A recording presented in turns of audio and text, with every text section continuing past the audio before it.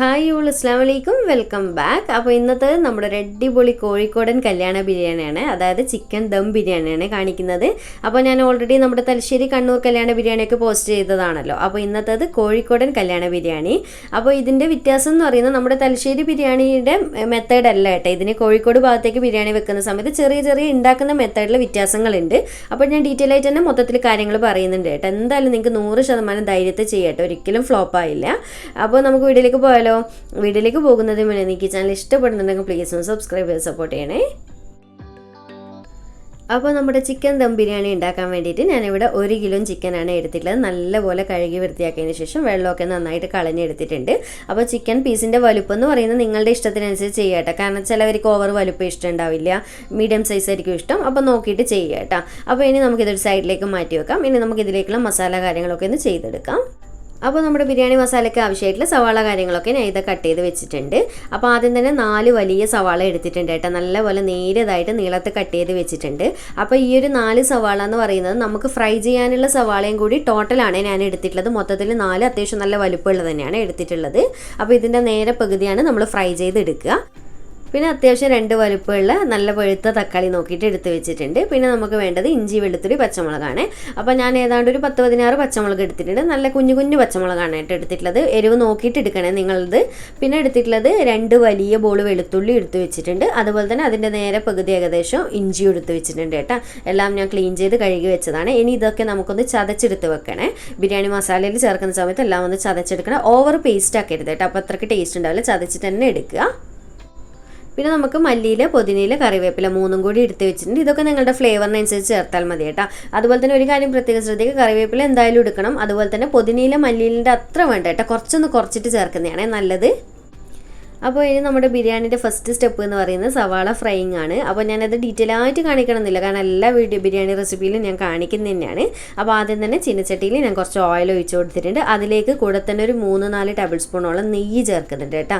അപ്പോൾ അറിയാലോ, ഭയങ്കര ടേസ്റ്റ് ആയിരിക്കും ഇങ്ങനെ ഓയിലിൽ നെയ്യും കൂടി ചേർത്തിട്ട് സവാള ഫ്രൈ ചെയ്യുന്ന സമയത്ത്. ആ ഒരു സവാളയ്ക്ക് ഒരു പ്രത്യേക ഫ്ലേവർ ആയിരിക്കും. അപ്പോൾ ഞാനിവിടെ എടുത്തിട്ടുള്ളത് 6 kg ആണ്. നിങ്ങൾക്ക് മിൽമയുടെ നെയ്യ് വേണ്ടിക്ക് എടുക്കുക, അങ്ങനത്തെ ഏതെങ്കിലും എടുക്കുക കേട്ടോ, എങ്കിലേ ബിരിയാണി നല്ല ടേസ്റ്റ് ഉണ്ടാവുള്ളൂ. പിന്നെ കല്യാണ വീട്ടിലൊക്കെ ഡാൽഡ യൂസ് ചെയ്യേണ്ട, അത് വീട്ടിൽ ചെയ്യുന്ന അത്ര നല്ലതല്ലല്ലോ. ഇഷ്ടം ഉണ്ടെങ്കിൽ അത് ചെയ്യുക കേട്ടോ, കുഴപ്പമൊന്നുമില്ല. എന്നിട്ട് ഇത് നമ്മൾ എടുത്ത് വെച്ച് നേരത്തെ കട്ട് ചെയ്ത് വെച്ച് 4 സവാളയില്ല, അതിൻ്റെ നേരെ പകുതിയാണ് നമുക്ക് ഫ്രൈ ചെയ്തെടുക്കേണ്ടത്. അപ്പോൾ ആദ്യം തന്നെ കുറച്ചായിട്ട് കൈ വെച്ചിട്ട് ഇതുപോലെ സെപ്പറേറ്റ് ചെയ്തിട്ട് തന്നെ സവാള ഇട്ട് കൊടുക്കണേ. എന്നിട്ട് ഇതെല്ലാവർക്കും അറിയാമല്ലോ, ഞാൻ ഒന്ന് ജസ്റ്റ് ഒന്ന് സ്പീഡായിട്ട് പറയുന്നതേ ഉള്ളൂ. എല്ലാ ബിരിയാണി റെസിപ്പിയും ഞാൻ ഡീറ്റെയിൽ ആയിട്ട് കാണിക്കുന്നതാണ്.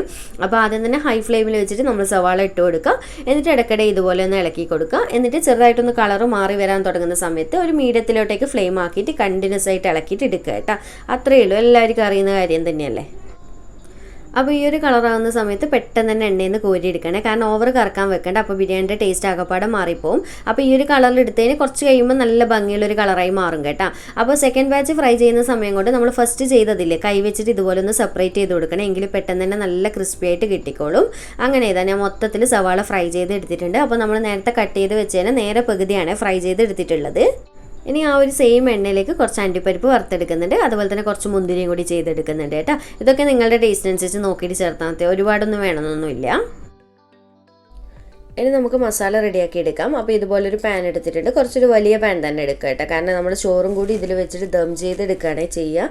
അപ്പോൾ എന്നിട്ട് നമ്മൾ നേരത്തെ ഫ്രൈ ചെയ്തതിൻ്റെ ബാക്കി സവാള മൊത്തത്തിൽ ഇട്ട് കൊടുക്കാം. അപ്പോൾ പകുതിയാണ് നമ്മൾ ഫ്രൈ ചെയ്തത്. പിന്നെ നമ്മൾ നേരത്തെ എടുത്തിട്ട് ഇഞ്ചി വെളുത്തുള്ളി പച്ചമുളകൊക്കെ ഞാൻ ഇതുപോലെ ചതച്ച് വെച്ചിട്ടുണ്ടേനു. അപ്പോൾ ഇത് മൊത്തത്തിൽ ചേർക്കുക. അതിൽ നിന്ന് ഏകദേശം 1-1.5 ടേബിൾ സ്പൂണോളം അവിടെ മാറ്റി വെക്കണേ, കാരണം നമുക്ക് പിന്നീട് ആവശ്യമുണ്ട്. ബാക്കി എന്നിട്ട് മൊത്തത്തിൽ ഇതുപോലെ ചേർത്ത് കൊടുക്കുക. ഇതൊരു സൈഡിലേക്ക് മാറ്റി വെക്കുക. പിന്നെ നമ്മൾ കട്ട് ചെയ്ത് വെച്ച് 2 തക്കാളി ഇട്ട് കൊടുത്തിട്ടുണ്ട്. അതുപോലെ തന്നെ നമ്മൾ കട്ട് ചെയ്ത് വെച്ചിട്ടുള്ള ഇലകളില്ലേ, മല്ലിയിലയും പുതിനയിലും കറിവേപ്പിലൊക്കെ ഇട്ട് കൊടുക്കുക.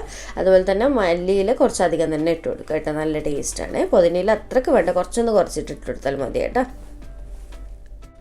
ഇനി അടുത്തത് മെയിനായിട്ട് ഇതിന് ടേസ്റ്റ് കൊടുക്കുന്ന ഐറ്റമാണ് നമ്മുടെ ഫ്രൈഡ് സവാള. അപ്പോൾ നമ്മൾ നേരത്തെ ഫ്രൈ ചെയ്ത് വെച്ച് സവാളയിൽ നിന്ന് കുറച്ച്, അതായത് നമുക്ക് ബിരിയാണി ലാസ്റ്റ് ദം ചെയ്യാൻ ആവശ്യമായിട്ടുള്ള സവാളയും അതുപോലെ തന്നെ അണ്ടിപ്പരിപ്പ് മുന്തിരിയൊക്കെ ഇല്ലേ, അതൊക്കെ അവിടെ മാറ്റി വെക്കുക. എന്നിട്ട് ബാക്കിയുള്ള സവാള മാത്രം ഇതിലേക്ക് ഇട്ട് കൊടുക്കുക കേട്ടോ. കുറച്ച് അവിടെ മാറ്റി വെക്കാൻ മറക്കരുത്.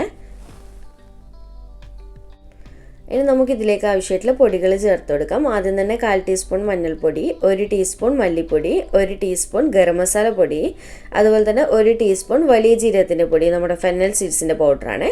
പിന്നെ 1 ടീസ്പൂൺ മുളക് പൊടിയും കൂടി ചേർത്ത് കൊടുക്കുന്നുണ്ട്. അതുപോലെ തന്നെ ലാസ്റ്റ് ഒരു 1/2 ടീസ്പൂൺ കുരുമുളക് പൊടിയും കൂടി ചേർത്ത് കൊടുക്കുക.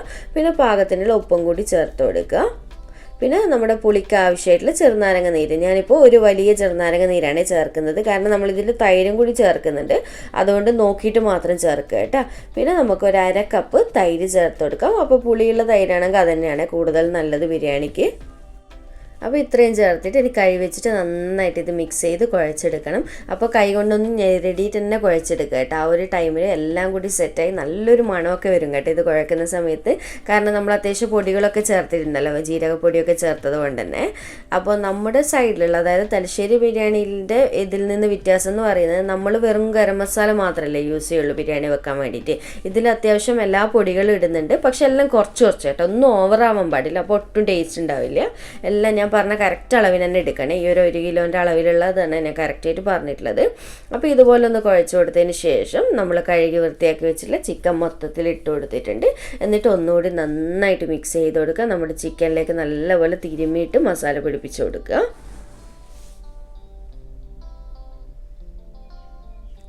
അപ്പോൾ ഇതുപോലെ ഞാൻ നന്നായിട്ട് മിക്സ് ചെയ്ത് കൊടുത്തതിന് ശേഷം ഉപ്പ് ചെക്ക് ചെയ്തിട്ട് ഞാൻ കുറച്ചൊന്നും കൂടി ഇട്ട് കൊടുക്കുന്നുണ്ട് കേട്ടോ.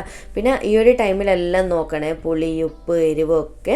ഗരം മസാലയുടെ ഫ്ലേവർ കുറവാണ്, കാരണം ഓരോ പൊടിയുടെ വ്യത്യാസം ഉണ്ടാവുമല്ലോ. അപ്പോൾ അതിനനുസരിച്ച് നോക്കിയിട്ട് ഇട്ട് കൊടുക്കുക. എല്ലാം ഫൈനൽ ചെയ്തിട്ട് ഇതുപോലെ നന്നായിട്ട് കുഴച്ചിട്ട് ഒന്ന് ജസ്റ്റ് ഒന്ന് കൈ വെച്ചിട്ട് പ്രസ് ചെയ്ത് അവിടെ വെച്ച് കൊടുക്കുക കേട്ടോ, റെസ്റ്റ് ചെയ്യാൻ.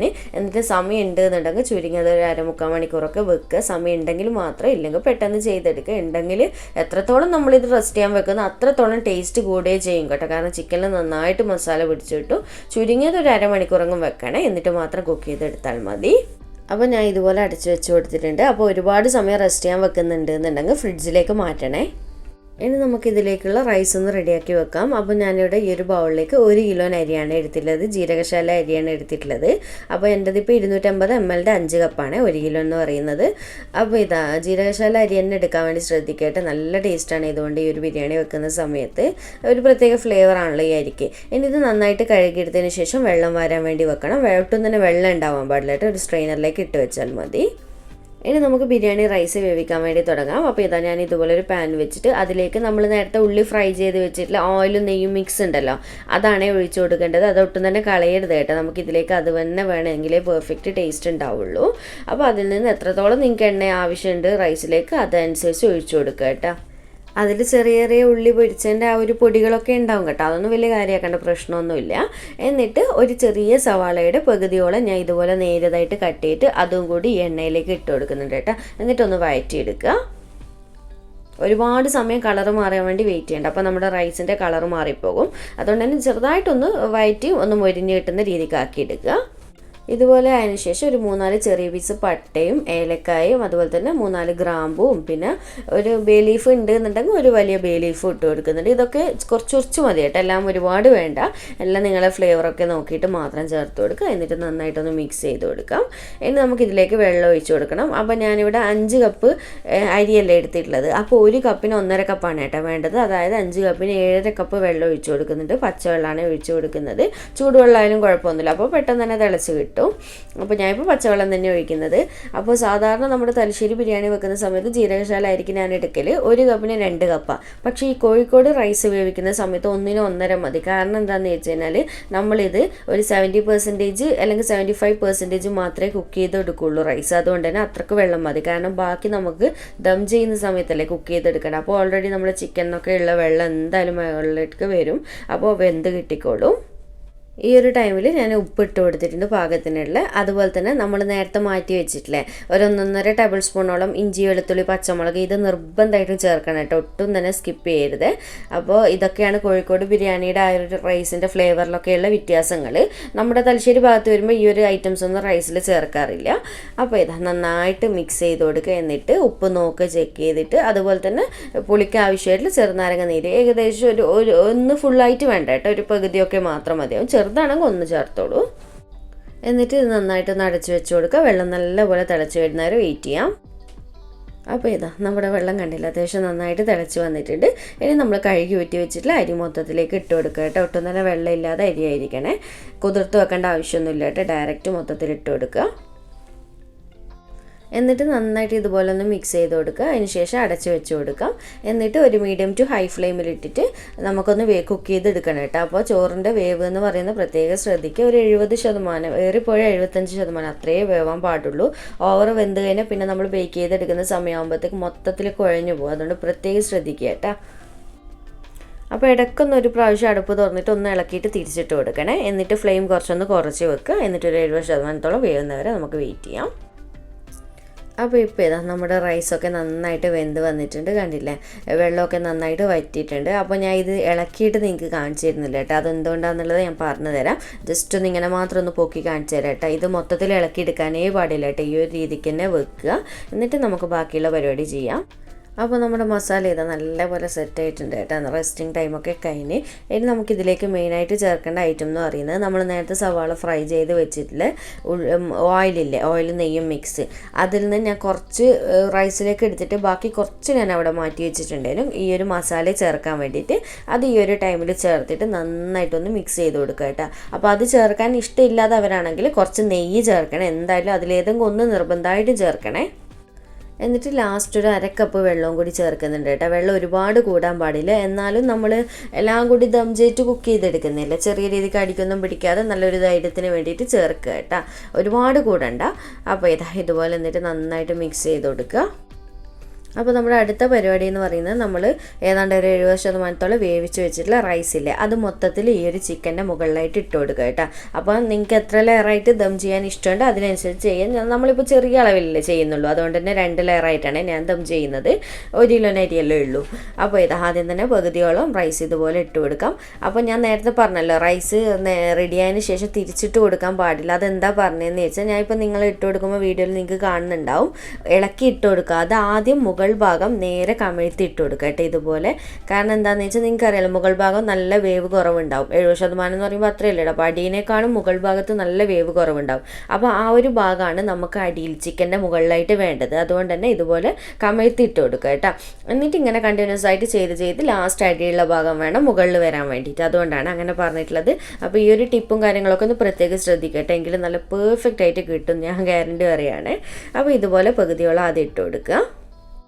അപ്പോൾ ഇതുപോലെ പകുതിയിട്ട് ലെവൽ ചെയ്ത് കൊടുത്തതിന് ശേഷം ഇതിൻ്റെ മുകളിലായിട്ട് കുറച്ച് ഗരം മസാല പൊടിയും അതുപോലെ തന്നെ കുറച്ച് മഞ്ഞൾ പൊടിയും കേട്ടോ. ഇതൊക്കെ നിങ്ങൾ നോക്കിയിട്ട് ചേർത്താൽ മതി എത്രത്തോളം വേണമെന്നുള്ളത്. പിന്നെ മഞ്ഞൾ പൊടി സെപ്പറേറ്റ് വെള്ളത്തിൽ കലക്കേണ്ട ആവശ്യം അങ്ങനെയൊന്നും ഇല്ല കേട്ടോ. ഡയറക്റ്റ് ഇതുപോലെ കുറച്ചിട്ട് കൊടുത്താൽ മതി, ഒരുപാട് വേണ്ട. പിന്നെ അതിൻ്റെ മുകളിലായിട്ട് കുറച്ച് നമ്മൾ വറുത്ത് വെച്ചിട്ടുള്ള അണ്ടിപ്പരിപ്പ്, ഉള്ളി, മുന്തിരി സംഭവങ്ങളൊക്കെ ഇല്ല, അതും ചേർത്ത് കൊടുക്കാം. പിന്നെ അതിൻ്റെ മുകളിലായിട്ട് നമ്മൾ നേരത്തെ കട്ട് ചെയ്ത് വെച്ചിട്ടുള്ള ബാക്കിയുള്ള ഐറ്റംസ് ഇല്ല, ദം ചെയ്യുമ്പോൾ മല്ലിയില, പുതിനയില, കറിവേപ്പില, അതൊക്കെ കുറച്ചായിട്ട് നോക്കിയിട്ട് ഇട്ട് കൊടുക്കട്ടെ. ഇതൊക്കെ നിങ്ങളുടെ ടേസ്റ്റിനനുസരിച്ച് ഇട്ട് കൊടുത്താൽ മതി, ഒരുപാട് കൂടേണ്ട ഇതൊന്നും. അതുപോലെ തന്നെ ഞാൻ കുറച്ച് റോസ് വാട്ടറും കൂടി ഇവിടെ സ്പ്രെഡ് ചെയ്ത് കൊടുത്തിട്ടുണ്ട്. അത് എന്തോ വീഡിയോ കട്ടായി പോയി കേട്ടോ, അതുകൊണ്ടാണ്. കുറച്ച് മതി, ഒരു 1-2 സ്പൂണിലാക്കിയിട്ട് കുറച്ചായിട്ട് അവിടെ ഇവിടെയൊക്കെ ആയിട്ട് സ്പ്രെഡ് ചെയ്തെടുത്ത് ദം പൊട്ടിക്കുന്ന സമയത്ത് നല്ലൊരു മണമൊക്കെ വരും കേട്ടോ, അതിന് വേണ്ടിയിട്ട്. എന്നിട്ട് ബാക്കിയുള്ളത് മൊത്തത്തിൽ റൈസ് ഇതുപോലെ ഇട്ട് കൊടുക്കുക. സെയിം പ്രോസസ് തന്നെ ചെയ്യുക കേട്ടോ. അതിന് പിന്നെ ഞങ്ങൾക്ക് ഡീറ്റെയിൽ ആയിട്ട് കാണിക്കണ്ടല്ലോ, എല്ലാവർക്കും അറിയുന്നതിൻ്റെ അല്ലേ. അപ്പോൾ ഇത് ലാസ്റ്റ് നേരത്തെ ചെയ്ത അതേ സെയിം മെത്തേഡിൽ തന്നെ ദം ചെയ്തതിന് ശേഷം ലാസ്റ്റ് കുറച്ച് 1-2 സ്പൂണ് നെയ്യ് ചേർത്ത് കൊടുക്കുന്നുണ്ട് കേട്ടോ, 1/2 kg. അപ്പോൾ ഇത് ചേർക്കുമ്പോൾ നല്ല ഫ്ലേവർ ആയിരിക്കും കേട്ടോ റൈസിനും. പിന്നെ ദം പൊട്ടിക്കുമ്പോഴൊക്കെ നല്ലൊരു മണമൊക്കെ ഉണ്ടാവും, അതിന് വേണ്ടിയിട്ട്. അപ്പോൾ ഇതുപോലെ ദം ചെയ്തതിന് ശേഷം ഇനി ഒരു ഫോയിൽ വെച്ചിട്ട് നന്നായിട്ട് കവർ ചെയ്തിട്ട് വേണം അടച്ച് വെച്ച് കൊടുക്കാൻ വേണ്ടിയിട്ട്. അപ്പോൾ ശരിക്കും കോഴിക്കോട് ബിരിയാണി എന്ന് പറയുമ്പോൾ അടുപ്പിൽ ചെയ്യുകയാണെങ്കിലും മുകളിലും അടിയിലും കണലിട്ടിട്ട് ചിരട്ട കത്തിച്ച് കണലിട്ടിട്ട് ബേക്ക് ചെയ്യുന്ന പ്രോസസ്സല്ലേ ചെയ്യുക. പക്ഷെ നമുക്കിപ്പോൾ അത് ചെയ്യാൻ പറ്റില്ല, ഗ്യാസിൽ ചെയ്ത് കാണിക്കുന്നില്ല. അതുകൊണ്ട് തന്നെ ഇതുപോലെ ഫോയിൽ വെച്ചിട്ട് നന്നായിട്ട് ടൈറ്റായിട്ട് കവർ ചെയ്തിട്ട് വെച്ച് കൊടുത്താൽ മതി കേട്ടോ. അപ്പോൾ ഇതുപോലെ നല്ലപോലെ ഒട്ടും തന്നെ ആവി പുറത്ത് പോകാൻ പാടില്ല കേട്ടോ, അത് പ്രത്യേകം ശ്രദ്ധിക്കുക. കാരണം നമ്മുടെ ചിക്കന് ഒട്ടും തന്നെ വേവാതാണ്, അതെപ്പോൾ ഓർമ്മ വേണം കേട്ടോ. അതുപോലെ തന്നെ റൈസും ഇനിയും വേവാനുണ്ട്. അപ്പോൾ ഇതുപോലെ ടൈറ്റായിട്ട് അടച്ച് വെച്ച് കൊടുക്കുക. അപ്പോൾ ഞാനിപ്പോൾ ഫ്ലെയിം ഓൺ ചെയ്ത് വെച്ച് കൊടുത്തിട്ടുണ്ട്. ഇനി ഇതിൻ്റെ ടൈം പ്രത്യേകം ശ്രദ്ധിക്കുക കേട്ടോ. ആദ്യം തന്നെ മീഡിയം ടു ഹൈ ഫ്ലെയിമിലിട്ടിട്ട് ഒരു 10 to 12 മിനിറ്റ് കുക്ക് ചെയ്തെടുക്കുക. അതിനുശേഷം ഫ്ലെയിം നന്നായിട്ട് കുറച്ച് വെക്കുക. ഈ പാന് മാറ്റിയിട്ട് അടിയിലൊരു പഴയ പാന് വെച്ചിട്ട് അതിൻ്റെ മുകളിലായിട്ട് വേണം ഈ ഒരു പാന് വെച്ച് കൊടുക്കാൻ. എന്നിട്ട് 1/2 മണിക്കൂർ കുക്ക് ചെയ്തെടുത്ത് കഴിഞ്ഞാൽ മാത്രമേ നമ്മുടെ ചിക്കനും റൈസൊക്കെ പെർഫെക്റ്റ് ആയിട്ട് സെറ്റായിട്ട് കിട്ടുള്ളൂ. കാരണം ഒട്ടും വേവാതെ ചിക്കനല്ലേ, അതുകൊണ്ട് തന്നെ എങ്കിലേ നന്നായിട്ട് കിട്ടുള്ളൂ. അപ്പോൾ അതുവരെ വെയിറ്റ് ചെയ്യാം. അപ്പോൾ ഇതാ നിങ്ങൾക്ക് കാണുന്നുണ്ടാവും, ഞാൻ അടിയിൽ കണ്ടില്ല ഒരു പഴയ പാന് വെച്ച് കൊടുത്തു കേട്ടോ. 10 മിനിറ്റ് കഴിഞ്ഞിട്ടുണ്ട്. ഇപ്പോൾ ഇനി ഫ്ലെയിം നന്നായിട്ട് കുറച്ചിട്ട് ഒരു അരമണിക്കൂർ എന്തായാലും ചുരുങ്ങിയത് വെക്കണേ. അപ്പോൾ നമ്മുടെ ബിരിയാണി സെറ്റായിട്ടുണ്ട് കേട്ടോ. ഇനി നമുക്കിത് ദം പൊട്ടിച്ചിട്ട് ചോറ് റൈസ് സെപ്പറേറ്റ് ചെയ്തെടുക്കാം. അപ്പോൾ നിങ്ങൾക്ക് കാണുമ്പോൾ തന്നെ മനസ്സിലാവും നല്ലപോലെ സെറ്റായിട്ടുണ്ട് കേട്ടോ. ഒട്ടും തന്നെ കണ്ടില്ല, ചോറൊന്നും കുഴഞ്ഞു പോയിട്ട് ഒന്നുമില്ല, നല്ല പെർഫെക്റ്റ് ആയിട്ട് തന്നെ കിട്ടിയിട്ടുണ്ട്. അപ്പോൾ വെള്ളത്തിൻ്റെ അളവൊക്കെ കറക്റ്റായിട്ട് പ്രത്യേകം ഒന്ന് ശ്രദ്ധിക്കണേ. അപ്പോൾ ഇനി റൈസ് സെപ്പറേറ്റ് ചെയ്തെടുക്കുക നമുക്ക്. അപ്പോൾ ഇതുപോലെ ഞാൻ ആദ്യത്തെ ആ ഒരു റൈസ് വെച്ചിട്ടുള്ള പാനില്ല അതിലേക്ക് തന്നെയാണ് ചോറ് സെപ്പറേറ്റ് ചെയ്ത് കൊടുക്കുന്നത്. അപ്പോൾ ഫുൾ ഇങ്ങനെ ദം ചെയ്യുന്നത് കൊണ്ട് തന്നെ അടിയിലത്തെ ഗ്രേവിയൊക്കെ മൊത്തത്തിൽ, ചിക്കൻ്റെ ആ ഒരു ഗ്രേവിയൊക്കെ മൊത്തത്തിൽ റൈസിലും കൂടി പിടിച്ച് നല്ലൊരു മണമൊക്കെ ഉണ്ട് അങ്ങോട്ട്. ഈ ഒരു ടൈമിൽ നല്ല കളറും കണ്ടില്ല, ചെറുതായിട്ട് മാറി വന്നിട്ടില്ലേ. അപ്പോൾ ഇതുപോലെ മൊത്തത്തിലിട്ടിട്ട് ഒന്ന് മിക്സ് ചെയ്ത് കൊടുക്കുക റൈസ്.